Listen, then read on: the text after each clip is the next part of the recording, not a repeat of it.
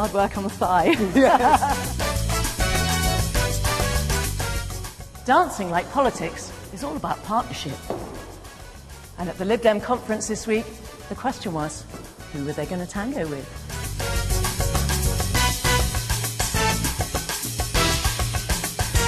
No, not them. Talking about those a little closer to home.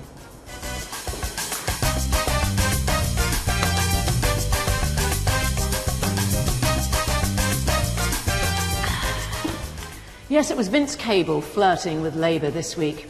If he'd shouted, "Can you hear me, Ed?" at the end of his speech, I wouldn't have been at all surprised.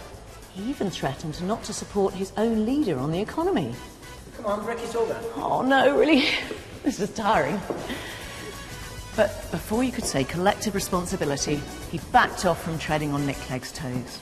Clegg was trying to persuade his party to come into line over tax and spend. Oh, sorry. I'm against 100% spending cuts, completely against it. We will go into the next election. We will go into the next election in favour of more fair taxes and not follow George Osborne's plan such that it might be to only make further savings out of spending cuts. Of course we're not going to do that. That's not Liberal Democrat. It won't happen under my watch. Vince is a passionate ballroom dancer himself. So was he setting himself up for a celebrity-come-leading contest with all his Tory bashing? The list of people the Tories disapprove of is even longer than that. Public sector workers, especially teachers, the unmarried, people who don't own property. And I suspect that their core demographic excludes pretty much anybody who wouldn't have qualified for a vote before the 1867 Reform Act. That is not our kind of politics. It is ugly, and we will not be dragged down by it.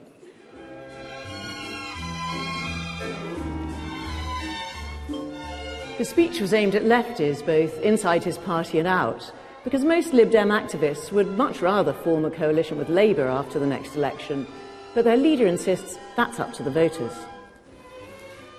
Could you, Nick Clegg, comfortably, after the next election, say, bye-bye, David Cameron, hello, Ed, I'll be your deputy now? I'll tell you why I could, because it isn't actually about my personal preferences. It isn't about whether this person likes that person more or whether they get on better with this person. It's not about that. It's about following the instructions, the instruction manual handed to us. I've always been very clear in the run-up to the last general election, and I will remain consistent and clear in the run-up to the next general election.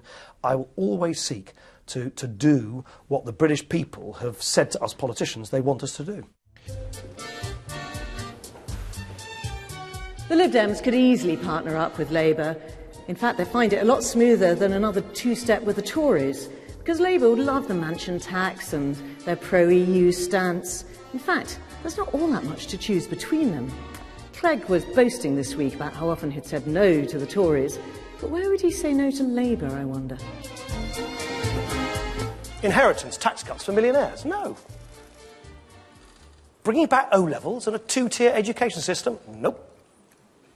Profit-making in state schools? That'll be a no. New childcare ratios? No. Firing workers at will without any reasons given? No.